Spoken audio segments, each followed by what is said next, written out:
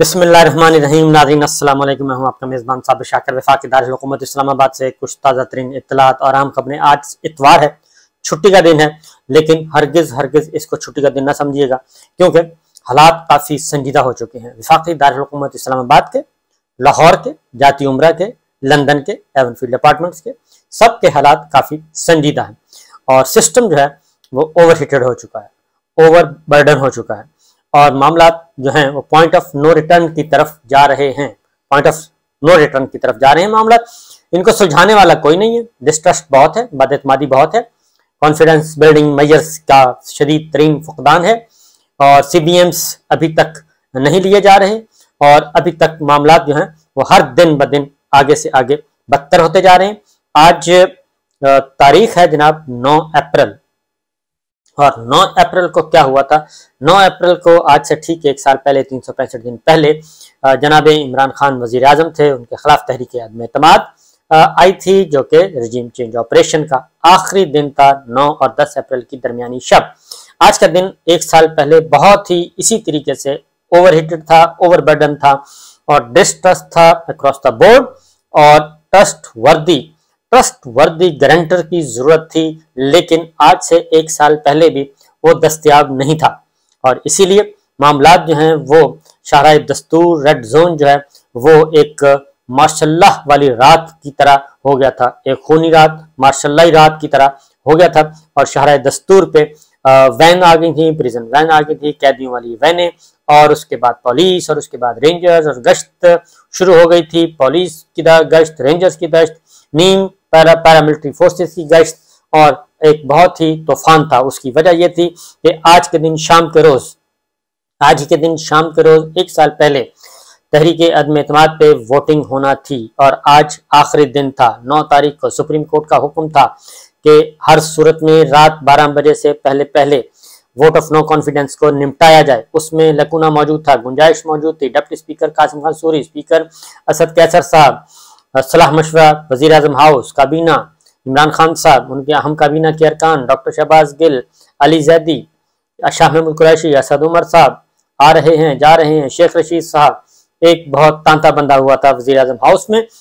दूसरी जानिब रावलपिंडी GHQ और आर्मी हाउस, खासतौर पे जनरल बाजवा साहब की रिहाइश का, और वहां पे सब कुछ मॉनिटर किया जा रहा था, लम्हा बलम्हा रिपोर्ट की जा रही थी और इमरान खान साहब जो हैं वो रेजिस्ट कर रहे थे और उनकी बिल्कुल प्लानिंग थी, उनका इरादा था कि गिनती तो होगी लेकिन उससे पहले बहस करवाई जाएगी और बहस करवाने के बाद 3-4 दिन मजीद लिए जाएंगे और फिर हम तहरीक अदम एतमाद पे वोटिंग करवाएंगे। ये इमरान खान साहब की, पाकिस्तान तहरीक इंसाफ की प्लानिंग थी। लेकिन दूसरी जानिब जैसे जैसे वक्त गुजरता जा रहा था, बाजवा साहब का ब्लड प्रेशर जो है वो लो होता जा रहा था और इसीलिए उस लो ब्लड प्रेशर को और उसके बाद फिर हाई ब्लड प्रेशर और फिर खबरें चली कि जनाब आर्मी चीफ को सैक कर दिया गया है और ये भी फेक न्यूज़ थी, झूठी खबर थी, बेबुनियाद खबर थी, चलवाई गई और लाइक माइंडेड मीडिया उस दिन भी मुतहर्रिक था और ये खबरें चली। फिर रात 12 बजे सुप्रीम कोर्ट ऑफ पाकिस्तान के दरवाजे भी खुल गए और इस्लामाबाद हाई कोर्ट के दरवाजे भी खुल गए। चीफ जस्टिस अतर मिनल्ला साहब थे, वो भी आके बैठ गए और बता दिया गया कि जनाब किसी वक्त भी कुछ भी हो सकता है और कभी खबर आती थी कि अगर ऐसा हुआ तो फिर माशाल्लाह लग जाएगा। स्पीकर असद कैसर साहब, स्पीकर कौमी असम्बली असद कैसर साहब शदीद तरीन दबाव में थे और उनको कहा जा रहा था कि आप हर सूरत में 12 बजे से पहले आपने हर सूरत में गिनती करवानी है, वोट ऑफ नो कॉन्फिडेंस को निपटाना है। दूसरी जानिब वजीर आजम हाउस पार्टी इमरान खान साहब वो असद कैसर साहब से बराह रास्त राब्ते में थे। एक मुलाकात हो रही है, दूसरी हो रही है, तीसरी हो रही है, शटल डिप्लोमेसी चल रही थी और शटल कॉक की तरह स्पीकर और वज़रा जो हैं आ जा रहे थे और एक बहुत ही सरासीमगी का आलम था और खौफ का आलम था, कुछ भी हो सकता था। दूसरी जानिब साइफर का मामला, फाकी काबीना का खुसूसी इजलास बुलाया जाता है इमरान खान साहब ने, जैसे आज बुलाया जा रहा है। मैं आपको बता रहा हूँ कि जैसे आज इजलास बुलाया जा रहा है, इसी तरह उस दिन भी इजलास बुलाया गया था। रात के काबीना का खुसूसी इजलास बुलाया गया और खुसूसी काबीना के इजलास में ये कहा गया कि साइफर जो है जो मरासला आया था उसको महदूद पैमाने पे उसको पब्लिक किया जाएगा और उसकी कॉपी फिर स्पीकर कौमी असम्बली, चेयरमैन सेनेट, सदर ममलिकत सबको भिजवा दी गई, चीफ जस्टिस ऑफ पाकिस्तान को भी भिजवा दी गई। عمران خان صاحب نے کہا کہ اچھی بات ہے، اگر عدالتیں کھل گئی ہیں تو ہمارے وزیر جائیں گے اور وہ چیف جسٹس آف پاکستان کو سائفر کی کاپی، سرٹیفائڈ کاپی دے کے آئیں گے، وہ کاپی پہنچائی گئی چیف جسٹس آف پاکستان کو بھی لا منسٹر کے ذریعے، اور یہ سب کچھ کیا گیا اسد کیسر صاحب کے ذریعے، اسپیکر قومی اسمبلی کے ذریعے یہ کاپی بھجوائی گئی۔ جناب لا منسٹر فروغ نسیم صاحب نظر نہیں آ رہے تھے، وہ بالکل روپوش تھے اس رات اور ہمیں دور دور تک دکھائی نہیں دے رہے تھے۔ کابینہ کا اجلاس ہوتا ہے اور اس کے بعد یہ کام کر دیا جاتا ہے، سائفر کو محدود پیمانے پہ پبلک کر دیا جاتا ہے۔ عمران خان صاحب وزیر اعظم ہاؤس میں بیٹھے ہیں، ٹانگ پہ ٹانگ رکھے ہوئے ہیں، اور ان کے علاوہ باقی سب پریشان دکھائی دے رہے ہیں، لیکن وہ بہت مطمئن ہیں اور وہ باہر کی دنیا سے بالکل بے خبر، ٹی وی سے دور، وہ آرام سے اپنا کام کر رہے ہیں، صحافیوں سے ملاقاتیں کر رہے ہیں، اور جن صحافیوں سے ملاقات کی ان میں بھی شامل تھا۔ یہ ایک الگ داستان ہے، اس کے بعد ہم اس کے بارے میں بعد میں بات کریں گے، لیکن سسٹم جو ہے وہ اوور ہیٹڈ تھا آج سے 1 سال پہلے، اور آج کے دن ہی بہت زیادہ حالات خراب تھے، اور اس کی ریزن یہی تھی۔ بالآخر فیصلہ ہوا اور اسپیکر قومی اسمبلی اسد کیسر صاحب، اسٹریٹجی تیار کی گئی اور انہیں کہا گیا کہ آپ جائیے اور جا کے آپ استعفیٰ دے دیجئے۔ اسد کیسر صاحب جاتے ہیں، اسپیکر قومی اسمبلی کے نشست سے، عہدے سے استعفیٰ دے دیتے ہیں، اور ہاؤس حوالے ہو جاتا ہے مسلم لیگ نواز سابق اسپیکر ایم این اے ایاز صادق صاحب کے حوالے۔ ایاز صادق صاحب پھر پروسیس کمپلیٹ کرواتے ہیں، جیسے ہی اسد کیسر صاحب استعفیٰ دیتے ہیں، اور اس کے بعد بالکل ایک خلا پیدا ہونے کی خطرہ پیدا ہوتا ہے، لیکن ایاز صادق صاحب ان کے پیچھے کھڑے ہیں، اور وہ آتے ہیں اور وہ آ کے اسپیکر کی کرسی پہ براجمان ہوتے ہیں، اور وہ چیئرمین کے طور پہ پھر ووٹ آف نو کانفیڈنس کو کمپلیٹ کرواتے ہیں۔ اور جیسے ہی ایاز صادق صاحب آئے اور ووٹنگ کا پروسیس شروع ہوا، عدم اعتماد کا پروسیس شروع ہوا، تو سب کی جان میں جان آئی۔ وزیر اعظم عمران خان صاحب کے بارے میں خبر چلائی گئی کہ ان کو جناب گریبان پکڑا گیا ہے، ان کو شاؤٹ کیا گیا ہے، وہ جو کہ بالکل بکواس خبر تھی، جھوٹ خبر تھی، بے بنیاد خبر تھی، وہ ایسا کچھ بھی نہیں ہوا تھا، اور یہ خبر بھی چلوائی گئی تھی، اور اس کے بعد کسی کو سو بھی نہیں کیا گیا تھا، لہذا یہ خبر ختم ہوئی۔ اس کے بعد وہ آرام سے اڑے، اور پھر کہا گیا کہ جناب 3 جرنیل آئے ہیں اور 3 جرنیلوں نے یہ سب کچھ کیا ہے۔ یہ بھی بے بنیاد اور جھوٹ خبر تھی، چلوائی گئی تھی صرف تسکین کے لیے، اور صرف تسکین کے لیے، لیکن اس کا امپیکٹ جو ہے وہ پبلک میں بہت ہی برا گیا، اور اسی وجہ سے یہیں سے سلسلہ شروع ہوا، اور اوور ہیٹ جو سسٹم تو اوور ہیٹ تھا ہی، پبلک بھی غم و غصے میں پاگل ہو گئی تھی، اور کسی کے بھی وہم و گمان میں نہیں تھا کہ یہ ایک رات، آج کی رات جو ہے وہ کتنی بھاری گزرے گی۔ آج رات جو کچھ ہوگا اس کا خمیازہ آنے والی پوری قوم کو بھگتنا پڑے گا، اسٹیبلشمنٹ کو بھگتنا پڑے گا، اور آنے والی ملٹری لیڈرشپ کو بھگتنا پڑے گا، اور پورے نظام کو بھگتنا پڑے گا۔ کسی کو بھی نہیں پتا تھا کہ 9 اور 10 اپریل کی درمیانی شب، یعنی 2022، اس شب میں ہونے والے فیصلے، اقدامات کتنے بھاری ثابت ہوں گے، خاص طور پہ کیونکہ آنے والے بہت خوش تھے۔ حکمراں اتحاد جو اس وقت موجود ہے، یہ بہت خوش تھا کہ ہماری فتح ہو رہی ہے، ہم جیت رہے ہیں۔ زرداری صاحب بہت خوش تھے، بلاول صاحب بہت خوش تھے، مریم صاحبہ بہت خوش تھیں، نواز شریف صاحب خوش تھے، شہباز شریف صاحب خوش تھے، مولانا خوش تھے، سب کے سب بہت خوش تھے کہ ہمیں اقتدار مل رہا ہے، اور ہم اپنے شدید ترین جانی دشمن، سیاسی دشمن عمران خان صاحب کو فارغ کر رہے ہیں، اور اب ہم اقتدار کے مزے لوٹیں گے۔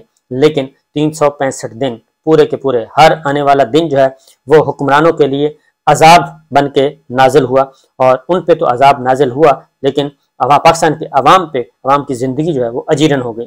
اور اس دوران 1 سال میں جو بھی شدید ترین فاشسٹ طرز حکومت میں نے آج تک نہیں دیکھا، اور نازی، ہٹلر، پتہ نہیں کیا کون سے حربے استعمال کیے گئے، اور یہ سارا کچھ ہمارے سامنے ہے۔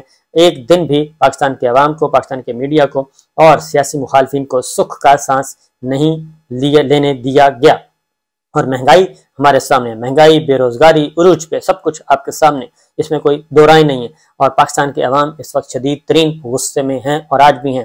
کل بہت زیادہ حربے استعمال کیے گئے، کل ایک قلعدم تنظیم کو لیا گیا، اور اب معاملہ اس طرف آ گیا، اس کے ذریعے بھی تضحیک کروائی گئی یوتھ کی، پڑھے لکھے لوگوں کی، نوجوان نسل کی، اور ان کے بارے میں جس کو burger family, mummy daddy group کہا جاتا ہے، اور پڑھے لکھے لوگوں کو ان کی بھی تضحیک کروائی گئی کہ ہم ان کو سنبھالیں گے۔ یہ اس طرح سے کوئی بھی نہیں سنبھال سکتا۔ دنیا بدل چکی، زمانہ بدل چکا، سوچ بدل چکی، شعور آ گیا ہے لوگوں میں۔ تو جن لوگوں کو، جن نوجوانوں کو آپ مذاق اڑا رہے ہیں، جن کو یوتھ کو ایک گالی بنا دیا گیا ہے، ان کا مذاق اڑا رہے ہیں، اس مذاق اڑانے کا اب تک 365 دن خمیازہ کتنا بھگتنا پڑا وہ خود سمجھدار ہیں۔ یہ یوتھ جو ہے، یہ نوجوان نسل جو ہے، ان کے ہاتھ میں نہ کوئی ڈنڈا ہے، نہ کوئی پستول ہے، نہ کوئی رائفل ہے، نہ وہ تشدد پسند ہیں، نہ وہ عسکریت پسند ہیں۔ وہ ایک پیسفلی احتجاج کرتے ہیں، پیسفلی ایک ڈیمانڈ کر رہے ہیں الیکشن، اور صرف الیکشن کا کہ ہمیں حق رائے دہی دیا جائے، لیکن ان کو حق رائے دہی نہیں دیا جا رہا۔ 2 اسمبلیاں ٹوٹ چکی ہیں، خیبر پختونخوا، پنجاب، لیکن الیکشن نہیں کروایا جا رہا۔ اس دوران قومی اسمبلی ایک ہائیبرڈ سسٹم، وہاں پہ اپوزیشن نہیں ہے اور 1 ووٹ کی گورنمنٹ ہے، اور وہ بھی 85 رکنی کابینہ ہے۔ 1 سال سے یہ سب کچھ ہو رہا ہے، لیکن حالات قابو میں نہیں ہیں۔ اب جو 1 سال بعد، ٹھیک 1 سال بعد آج ہی کے دن، اس وقت جو معاملہ ہے وہ اوور ہیٹڈ ہو چکا ہے ٹورڈز موجودہ حکمران اور جناب اسٹیبلشمنٹ اور جناب جوڈیشری کے ساتھ۔ ایک بالکل معاملہ کہتے ہیں نیک ٹو نیک ٹائٹ معاملہ، اور ایک دوسرے کے سامنے آمنے سامنے ہیں، اور ایک دوسرے کو نیچا گرانے کے لیے۔ اور عمران خان صاحب کو اور پاکستان تحریک انصاف مطمئن ہے کہ ہم الیکشن کی طرف جا رہے ہیں، لیکن حکومت جو ہے اس میں رکاوٹیں کھڑی کر رہی ہے، اور یہ رکاوٹیں کھڑی کرنے میں پیش ہیں مریم صاحبہ، نواز شریف صاحب، جاتی عمرہ اور لندن، کیونکہ دونوں ہی لوزر ہیں۔ تیسرے لوزر مولانا فضل الرحمان صاحب ہیں، وہ بھی نہیں چاہتے، اور اس لیے اب معاملہ آ گیا جوڈیشری کی طرف۔ جوڈیشری سے لڑائی کے لیے وہ تیار ہیں۔ اب تک جتنے بھی راؤنڈ کھیلے گئے وہ سب کے سب ہار گئے ہیں۔ پولیٹیکل انجینئرنگ کے ساتھ ساتھ جوڈیشل انجینئرنگ کی گئی، مینورنگ کی گئی، آنریبل ججز کو خریدنے کی کوشش کی گئی، ان کو دھمکایا گیا،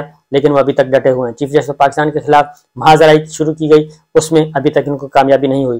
تو آج کیا کیا جا رہا ہے؟ آج وفاقی کابینہ کا خصوصی اجلاس بلایا گیا ہے، اور مریم صاحبہ کا حکم ہے، نواز شریف صاحب کا حکم ہے، دونوں کا حکم ہے کہ ہر صورت میں آپ چیف جسٹس پاکستان کے خلاف ریفرنس فائل کریں، اور آنریبل ججز جسٹس اعجاز الحسن صاحب، جسٹس منیب اختر صاحب، جسٹس منیر علی نقوی صاحب، ان کے خلاف ریفرنس فائل کریں، اور جتنے بھی حکومت کے قابو میں جتنے بھی جج نہیں ہیں ان کو اٹھا کے باہر پھینک دیا جائے۔ لیکن Pakistan bar council, supreme court bar association, وکلا تنظیمیں ملک بھر کی وہ آ چکی ہیں ججز کے حق میں۔ مریم صاحبہ کو سمجھایا جا رہا ہے، نواز شریف صاحب کو سمجھانے کی کوشش کی جا رہی ہے۔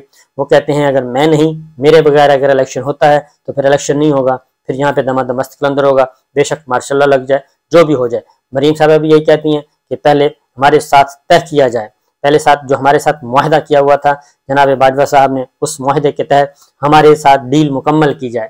باجوہ صاحب جا چکے ہیں، اور سارے کا سارا وزن جو ہے، اس وقت سارا پریشر موجودہ لیڈرشپ پہ ہے، موجودہ اسٹیبلشمنٹ پہ ہے۔ دیکھتے ہیں کہ کیا ہوتا ہے، کیونکہ آئین ایک طرف، پاکستان ایک طرف، جمہوریت ایک طرف، اور کہا جا رہا ہے، اسٹیبلشمنٹ کو بھی کہا جا رہا ہے کہ آپ ہمارا ساتھ دیں، ہم جوڈیشری سے ٹکرانا چاہتے ہیں، اور چیف جسٹس سجاد علی شاہ صاحب کی طرح موجودہ چیف جسٹس کو بھی اٹھا کر ہم باہر پھینکنا چاہتے ہیں، نہ صرف ایک جج کو بلکہ 3 اور ججز کو بھی باہر پھینکنا چاہتے ہیں۔ اس کے بعد ہم یہ سارا سسٹم ہمارے کنٹرول میں ہوگا، اور پھر ہم عمران خان صاحب سے نمٹ لیں گے، الیکشن نام کی کوئی چیز نہیں ہوگی۔ لیکن حالات اچھے نہیں ہیں، اور آج ہاٹ سنڈے ہے، اور دیکھتے ہیں کہ کیا ہوتا ہے۔ ذرا آنکھیں کھلی رکھیے گا اور انتظار کیجیے گا، دیکھتے رہیے گا کہ کیا ہونے جا رہا ہے۔ اس کی ریزن یہ ہے کہ کل کا دن بڑا امپورٹنٹ ہے، کیونکہ کل 10 ارب روپیہ ریلیز کا 21 ارب روپیہ پنجاب الیکشن کے لیے ریلیز کرنی ہے رقم۔ اسحاق ڈار صاحب کا دورہ امریکہ منسوخ ہو چکا ہے، وہ رقم پہلے صبح آیا کہ ریلیز کر دی گئی، پھر کہا گیا کہ نہیں ریلیز کی گئی، اس خبر کو واپس لے لیا گیا۔ لہٰذا معاملات ہیں، اور ادھر آرڈر ہے سپریم کورٹ کا کہ آپ نے الیکشن بھی کروانے ہیں، رقم ریلیز کرنی ہے۔ اگر نہ رقم ملے تو الیکشن کمیشن آف پاکستان نے فل بینچ کے سامنے جا کے بتانا ہے کہ ہمیں رقم ملی ہے یا نہیں ملی، تب باقاعدہ طور پہ رپورٹ سبمٹ کروانی ہے۔ تو اگر رقم نہ ملی تو توہین عدالت کی کارروائی شروع ہو جائے گی، اور یہ ہوگی اسحاق ڈار صاحب کے خلاف اور سیکرٹری خزانہ کے خلاف۔ لہٰذا بہت معاملات پہنچ چکے ہیں جی عروج پہ۔ اب دیکھتے ہیں کہ قبر ایک ہے اور میتیں 2 ہیں، تو کون سی میت جائے گی اور کون بچے گا، کون ہوگا نیچے قبر میں جائے گا اور کون ہوگا غازی۔ دیکھتے ہیں جی، اجازت دیجیے، اللہ حافظ۔